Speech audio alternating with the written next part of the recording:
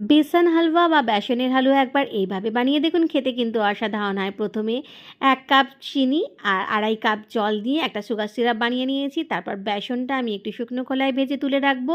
তারপর ঘিতে আমি বেসনটা ভাজবো বেশ কিছুক্ষণ সময় ধরে, প্রায় ৪-৫ মিনিট ধরে কিন্তু বেসনটা আমি ভাজতে থাকবো। যতক্ষণ না গোল্ডেন ব্রাউন হয় ততক্ষণ পর্যন্ত কিন্তু এটা ভাজতে হবে।